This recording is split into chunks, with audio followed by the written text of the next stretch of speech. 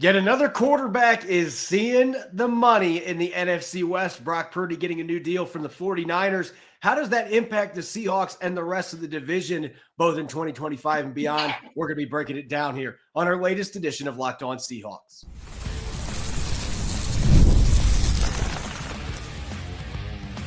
You are Locked On Seahawks, your daily Seattle Seahawks podcast, part of the Locked On Podcast Network, your team every day. Greetings, 12. This is Corbin Smith, the host of the Locked On Seahawks podcast, your daily Seahawks podcast, part of the Locked On Podcast Network, your team every day. Glad to be joined, as always, by my co-host in crime, Rob Rang. And a special thanks to each and every one of the 12s tuning in, whether you're in nearby Spokane, Washington, or across the country in Lafayette, Indiana. We appreciate each and every one of you for making Locked On Seahawks your first listen 5 days a week.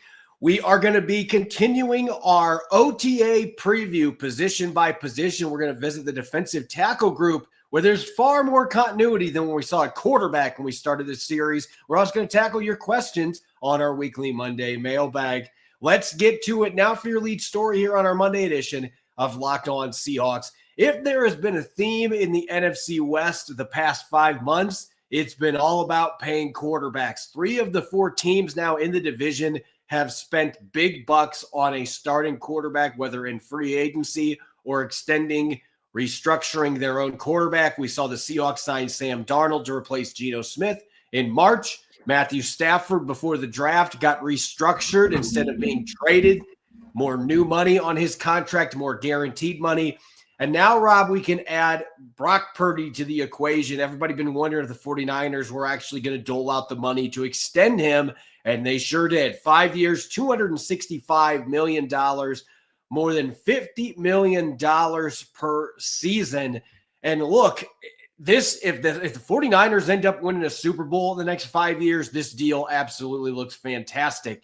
But you are left to wonder, at some point, these $50+ million contracts per year for quarterbacks, at some point, it's already biting some teams in the butt. San Francisco, starting next year, they're going to have far less to spend on the rest of their roster, and it's even less when you consider that they re-signed Fred Warner and George Kittle now to extensions as well. Yeah, so it is an exciting day if you were a 49ers fan. I mean, the fact that the 49ers brought in Brock Purdy, Fred Warner, and George Kittle, as you just mentioned, Corbin, I mean, that's got to be exciting stuff. But at the same time, I mean, those are a couple of aging players, certainly in the case of George Kittle, one who's been a little bit injury prone. Fred Warner is a terrific football player, but I think you can make the argument that inside linebacker is no longer one of those premium positions. And oh my goodness, did Brock Purdy just get himself paid? And that's the question that I think that you have to ask yourself. But as far as just any fans of any of the teams in the NFC West, did the balance of power just shift with how much money that the 49ers just basically heaped upon Brock Purdy? I mean, was it $263 million? I mean, that 265. Yeah, $265 million, an average of $53 million per year. I mean, you just look at the rest, and those of you watching on YouTube, you can see it. I mean, Kyler Murray, of course, the former number 1 overall draft pick. Brock Purdy, of course, is the very last overall draft pick. And just to see Brock Purdy basically, jump ahead of Kyler Murray, as well as Matthew Stafford, and obviously Sam Darnold there with the Seahawks. I put that in kind of air quotation, just $33.5 million. I mean, but that to me was one of the geniuses of the way that John Schneider and certainly Mike McDowell have turned over the roster. Is that I just think that there is only maybe a handful of true elite quarterbacks in the NFL that are justifiably can get so much more money than everybody else. And I don't mean just among other quarterbacks. I mean of their teammates on their actual NFL rosters, that they add victories to your win total. And I don't think that Brock Purdy does that. Look, and as you said, if the 49ers win the Super Bowl this year, next year, any of these next 5-6 years, then give them some credit here. I just don't know that is the way that you can build your roster unless you have a Patrick Mahomes, a Josh Allen, Lamar Jackson type of a talent at the quarterback position. I just think that the 49ers, the reason why they got to the Super Bowl these last couple of years, when it was Brock Purdy, when it was Colin Kaepernick at the quarterback position, hell, even when the Seahawks went to the Super Bowl with Russell Wilson, I think it was more about the accumulation of talent around the quarterback rather than just the quarterback himself. And now the 49ers basically are going to sink or swim with Brock Purdy and that huge contract. I think that the Seahawks, in my opinion at least, the power has shifted now because I just view all four of these quarterbacks as pretty comparable in terms of talent, in terms of the ability to actually put a team on their shoulders and win football games. And now you have an awful lot more money to shell out to the rest of the players that I think are actually going to result in more victories, again, on the Seattle perspective. You mentioned Russell Wilson early in his career and how much of a boon that was for Seattle when he was a third-round pick and they were competing for Super Bowls while he was getting paid peanuts, under $600,000 a year on that rookie contract back then. And then he gets his massive contract extension. And the big question was, can the Seahawks remain relevant? Is Russell Wilson going to be able to carry the team more because they're not going to be able to pay as many guys? And in Wilson's, to credit him, the Seahawks were consistently a playoff team throughout his time in Seattle, but they never got back to being that Super Bowl contender with Russell Wilson on that contract. And then later on another even bigger contract. He was never able to elevate that team past the Legion of Boom era where the offense really was the side of the ball that took the Seahawks without an elite running game as well, that took them back to the Super Bowl or even back to an NFC championship game. That hasn't happened. That is now the situation San Francisco is in with Brock Purdy because the last couple of years, last season, we saw what happened when they had the injuries. San Francisco went 6-11. Can Brock Purdy be the quarterback now that he's going to be making all this money? This season, it's not going to impact his contract. He's still got that last year of his rookie deal.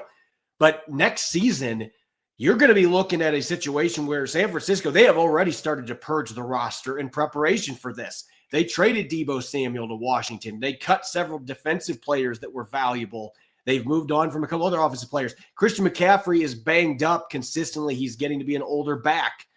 Brandon Ayuk coming off a torn ACL. I mean, there are a lot of question marks for this 49ers team. Now you're going to be counting on Brock Purdy to show I can win and I can elevate this team without having one of the best supporting casts in the NFL. So it is very similar to Russell Wilson's situation. And you can make an argument maybe that Russell Wilson did a bit more to take the Seahawks to where they did than what Purdy did. And that's not really dismissing what he has accomplished. He's been a great quarterback, but I'm with you. This is prove-it time. He's got to prove to me that he can go out, he can win with a lesser supporting cast, and maybe he goes out and gets that done. But this is a contract a lot of people are going to be looking at. And I also want to throw this out there for our listeners. Sam Darnold at $33.5 million per year compared to Brock Purdy. I mean, he's making almost $20 million less per season on a 3-year contract compared to Brock Purdy's 5-year deal. And this is one season as a sample size. We know Brock Purdy was a significantly better. He was the starter, and Sam Darnold was behind him in San Francisco. But if you look at last season, Rob, Darnold had more passing yards. He had 15 more touchdown passes. They threw the same number of interceptions. His QB rating, more than 7 points better. More big-time throws from PFF, more than doubled what Brock Purdy had. And he had 5 game-winning drives compared to Purdy's 1. So if you're the Seahawks and you're sitting there right now, $33.5 million still seems like a lot, but that is truly the middle-of-the-road quarterback money. That is your middle class for a starting quarterback. Seattle is sitting there thinking, man, if we can get anywhere close to those numbers again from Sam Darnold with a better running game and all the money and investments that we can put into our defense that San Francisco's not going to be able to do, we have to feel really good about our chances of being able to climb back to the top and be able to secure the NFC West and be a contender for the next several seasons. Yeah, and I think when you put up statistics like that, Corbin, I mean, you just look at what Sam Darnold was able to do with the Minnesota Vikings this past season, and then compare it to what Brock Purdy did this past season, of course, for the 49ers. I mean, oh my goodness, it looks like just such a steal that the Seahawks had. Now, obviously, the level of talent at the skill positions, especially at wide receiver. Sam Darnold is not going to have a Justin Jefferson here in Seattle that he had in Minnesota. So I do not expect Sam Darnold to put up those types of numbers. And I think that, anybody who is expecting Sam Darnold to put up that number of passing yards, that number of touchdowns, just the touchdown to interception ratio, I think that you are, kind of wishing on a rainbow, so to speak. At the same time, I think that the 49ers absolutely need Brock Purdy to be at least that good and perhaps better. I do think that this is the Seahawks team now that is going to be focusing more on the running game and on defense. I don't think that they are going to be asking their quarterback to basically shoulder the heavy burden of basically winning football games at the end. Sam Darnold proved last year that he can do that.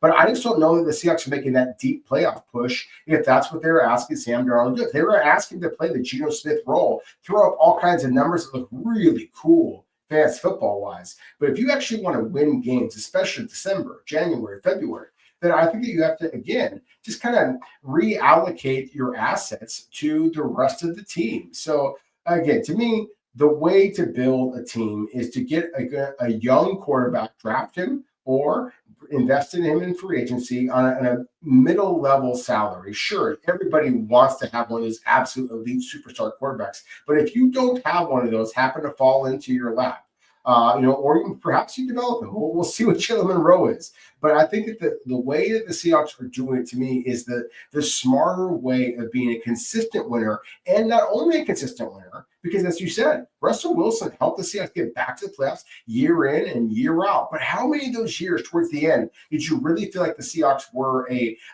Super Bowl contender? Not just a playoff contender, but a Super Bowl contender. I think that they are so now.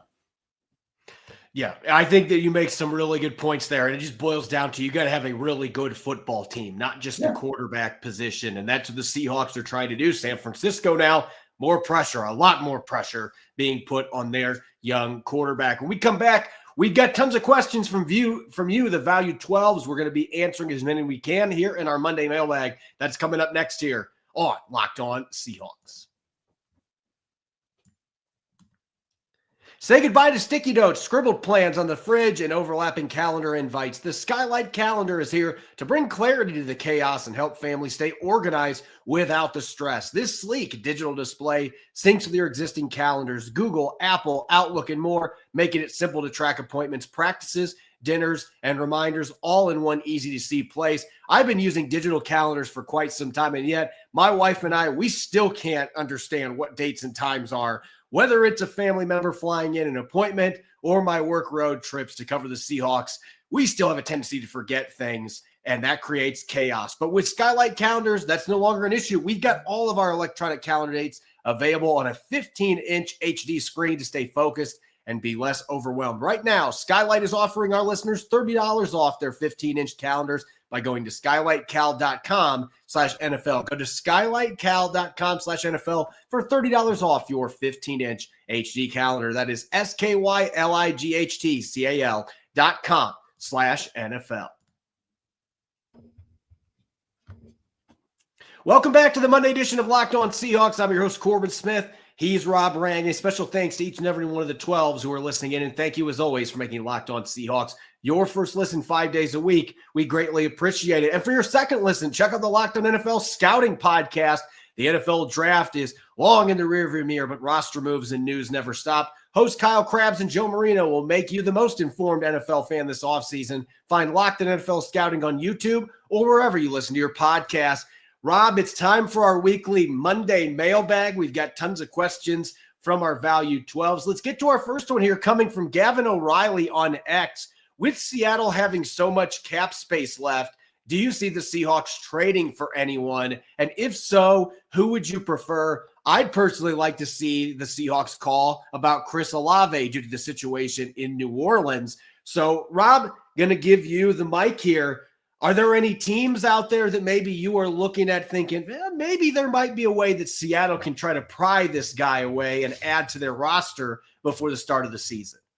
Well, I certainly like the idea of Chris Olave. I think that, it's kind of pounded the table throughout the draft, about the fact that the Seattle just frankly lack straight line speed. I mean, they've got a couple of guys that can run, I don't know they can do a lot other than run. They haven't proven to be consistent NFL wide receivers. Like Marquez Valdez-Scantling is a quality veteran, and obviously the rookies, you're excited about them. But still, there is a startling lack of elite stretch the field types of weapons on the Seahawks roster. Chris Olave, that is the one thing that he can do with great consistency. It's the durability. That's why you might be able to steal him from New Orleans for a relatively palatable kind of a cost. So I think that's an interesting one. Trey Hendrickson, of course, is a player that the pass rusher from Cincinnati Bengals led the NFL in sacks last couple of seasons. That is a really intriguing player as well. If you're somehow able to convince the Kansas City Chiefs to give away Trey Smith,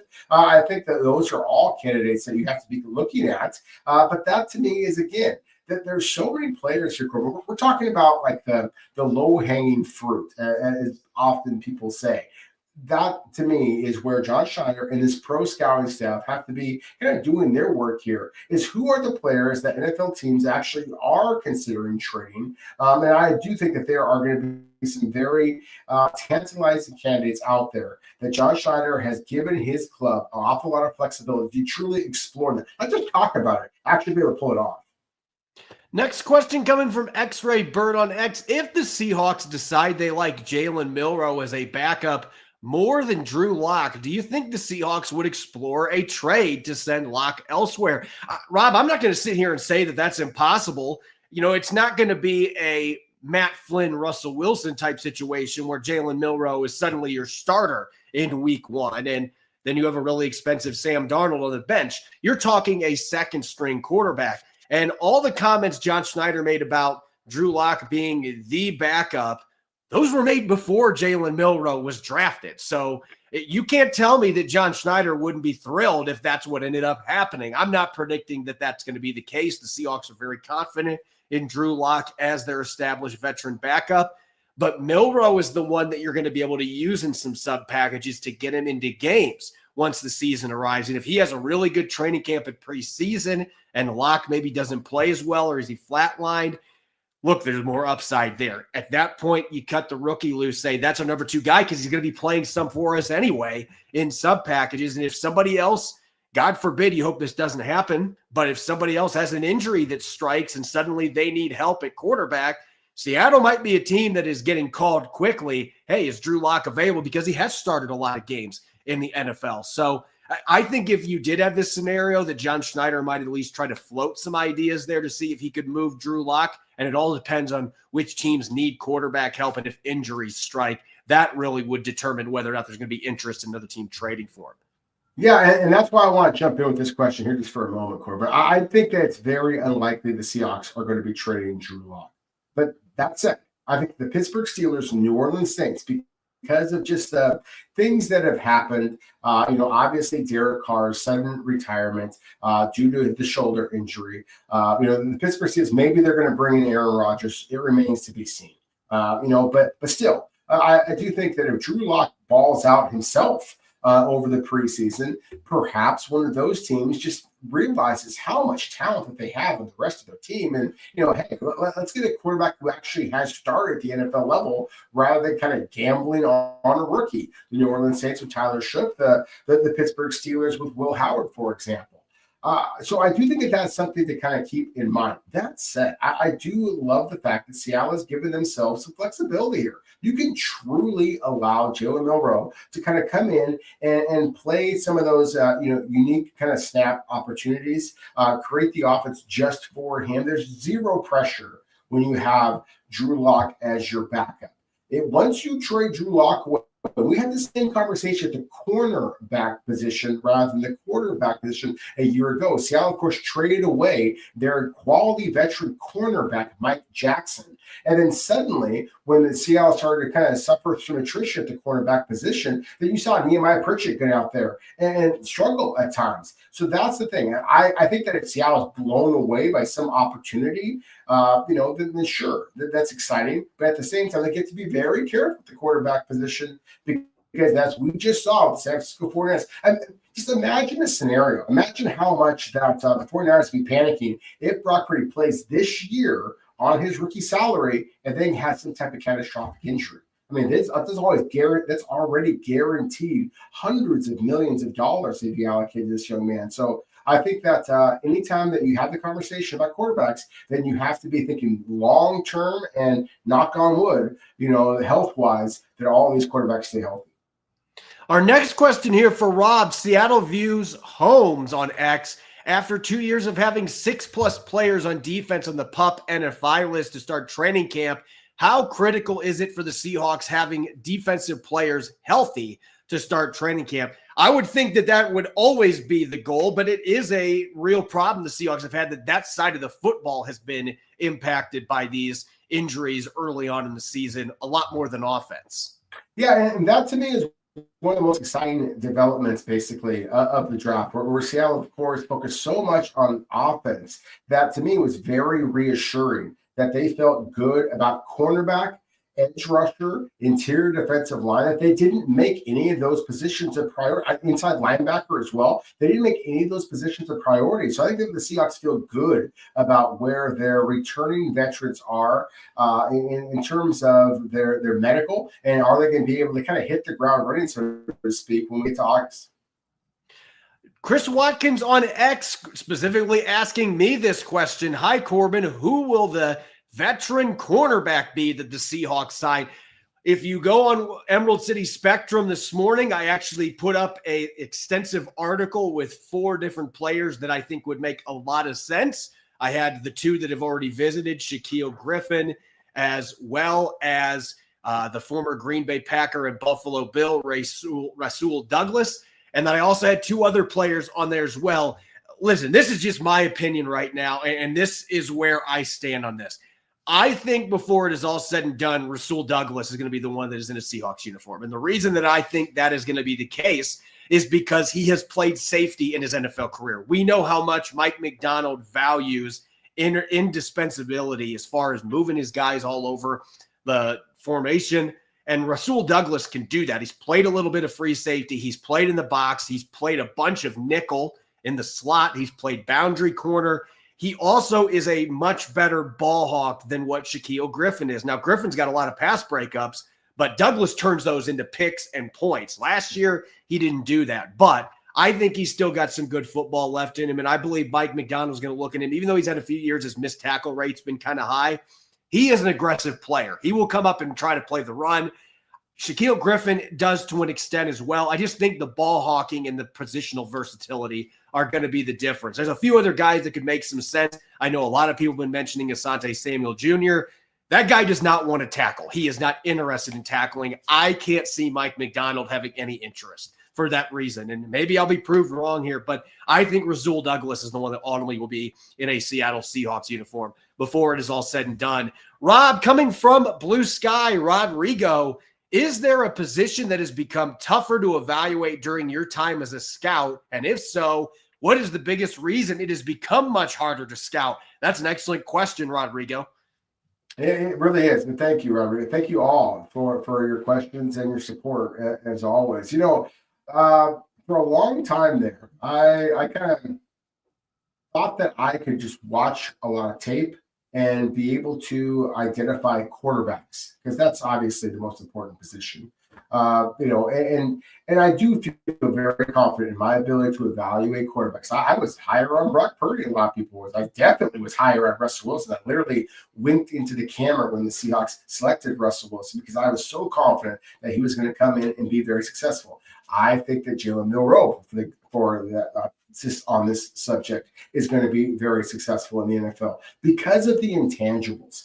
But I also think that there are so many damn quarterback camps and things like that, Corbin, that you can see guys put up numbers that just don't translate very well to the NFL. And so if I'm going to pat myself on the back here for a couple of good calls in the past, and I have to kind of slap myself in the face a little bit, I thought that Shedeur Sanders was going to go number 3 overall. And obviously, he wound up flying all the way to the damn 5th round, Cleveland Browns, and their second quarterback that they drafted.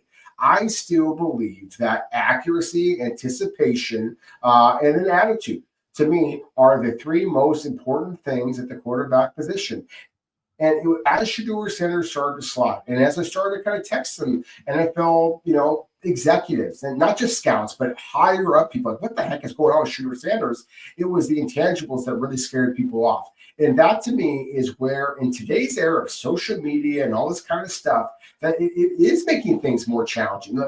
Football is football. You can evaluate a guard, you can evaluate a linebacker, you can evaluate all these different positions, but the quarterback position is so important that they have those intangibles. And I think that in today's era of the social media stuff, of players just transferring just kind of willy-nilly from program to program, who actually has the leadership intangibles that you are looking for, I think that it is more complicated now at the quarterback position. And one of the reasons why I love to see a quarterback who has his lumps, takes his lumps, so to speak, but at the same time also sticks with his own program and kind of rises his way up through that. Again, like the aforementioned Jalen Milroe did at Alabama. For our last question here, coming from Xavier Michael on X, we're shifting away from scouting into cosmetics and uniforms. What do you think the new Seahawks rival uniforms will look like this year? What is it you would like to see? So I'll admit, look, I know almost everything about the Seahawks, but I cannot tell you what that uniform is going to look like. I have no clue. I haven't gotten any insight on that. Now, as far as what I would like to see, I'll admit I'm a nerd when it comes to football uniforms. I like making them on College Football 25 Team Builder. I love making uniforms. I personally would like to see either their current model in all black. Bobby Wagner was begging for it for years. I know he's not on the team anymore, but at least at some point, he would be loving it from afar. The black uniform would make some sense, but if you're looking for something that's more realistic, why not have a 90s throwback that has a modern spin to it? Use the apple green instead of the royal blue as the top. It's not the extremely bright action green. It's a more of a forest and apple green, and then have the royal blue piping on the side, and then the silver pants, the silver helmet. Not anything crazy. That to me would be pretty cool to see that, and maybe that's your step towards the throwbacks becoming their current uniforms full-time, with that being their alternate. Anyway, we'll have to just wait and see what the Seahawks decide to do with that rivalry uniform and what it ends up looking like. When we come back, we are going to shift gears to the defensive line as we continue our OTA positional preview. We're going to be looking at those defensive tackles, a group that has a lot of continuity, but is it going to be any better than what we saw last season in the Pacific Northwest? We'll get to that up next here on our Monday edition of Locked On Seahawks.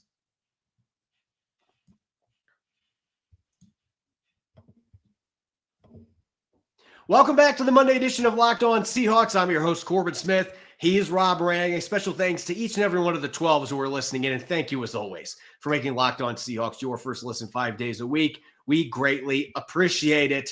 We are going to continue our OTA position by position preview. We've done quarterbacks. Now we're going to go to a position that isn't near as sexy, so to speak. The defensive tackle group, the big and heavies, the defensive buffet bashers. And this was one of the real strengths for the Seattle Seahawks a year ago, and they believe it is going to be a major strength for them again this year. But I don't want to say the Seahawks have rested on their laurels, because I don't think that's the right way to look at this. But you could make an argument the Seahawks are not as good along the defensive line, at least from a depth perspective, as they were at the end of the season, because we saw Roy Robertson Harris go to the New York Giants. They cut Cameron Young. My understanding, medicals were a big reason behind that after missing most of last season. They have some significant depth concerns behind their big three. There are very few teams in the NFC that are going to be able to compete with Leonard Williams, Jaron Reed, and Byron Murphy II, I do believe, is going to be a breakout player for this team. So that certainly would make this group a lot better if he's getting more sacks, he's more disruptive, getting after the quarterback, and just overall puts up much better stat line in his sophomore season. That right there is, to me, the one way that this group could be a lot better than it was last year, assuming Leonard Williams and Jaron Reed continue to be very productive. But depth is the biggest concern. You love continuity, but you would have liked to see, especially with the depth in this draft class in the defensive line, you would have liked to see another defensive tackle added to the mix. A healthy Riley Mills can play 3-tech, but we might not see him till middle or late in the season, and you don't have a true interior defensive tackle that was really added to this group. No, and that's to me one of the most fascinating things about this offseason for the Seahawks, because I thought that this was a draft class that just begged you to take a defensive tackle. There was just so many good ones, and the fact that Seattle, as you mentioned, I mean, Rodney Mills is a terrific player. I mean, for the fact that Seattle got him in the 5th round, could one day be viewed as a steal. I just don't know that necessarily it's going to be in 2025. So, like we were kind of talking about before, Corbin, like if the 49ers have any type of an injury to Brock Purdy, just considering how much money they've allocated to him, then they could be dead in the water, so to speak, at the quarterback position, not only because of the quarterback, but just because of how much money that they have allocated to that player, to that position. The same thing here. There is a stark difference between the top three. As you mentioned, Byron Murphy, of course, in the second year, and then you got Jaron Reed and Leonard Williams, who are terrific players. And if they stay healthy, and Leonard Williams and Jaron Reed throughout their careers have proven very, very durable, very effective players. But my goodness, if you have any type of injury, then you've got to be just kind of, chewing your fingernails down to the nubs here, because Mike Morris has flash at times, but it certainly hasn't proven himself to be a reliable contributor. Jonathan Hankins, I think, was a savvy, re-signing, but at the same time, he didn't prove himself to be a true difference maker of any type. So again, to me, this is a positional group that is a little bit concerning. I do think that in today's NFL, of course, it's more about getting impact or getting some type of a rush on the quarterback. But at the same time, again, I think that what has changed is that it's not necessarily a new player that's been brought in for the Seahawks. I think that new player, so to speak, is expectation.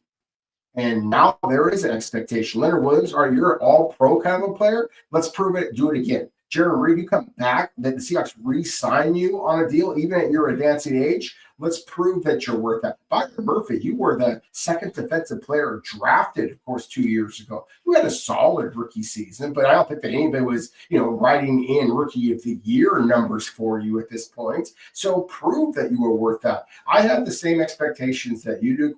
I expect this to be a strength of Seattle's roster, but at the same time, 1 or 2 injuries, and this could absolutely fall apart for the Seahawks. So again, to me, this is one of the most fascinating positional groups for a club that wants to play big, bad, burly football. If you have any type of struggles with injury, that all could fall apart really quickly. My biggest concern is the lack of size that this team has, the lack of established size.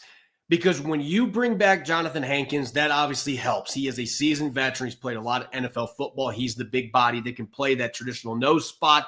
But behind him, you were hoping Cameron Young was going to be that guy. And now Cameron Young is a free agent and might not play football again. If the Seahawks gave up on him this quickly because of injury concerns, I don't know that anybody else is going to give it a shot.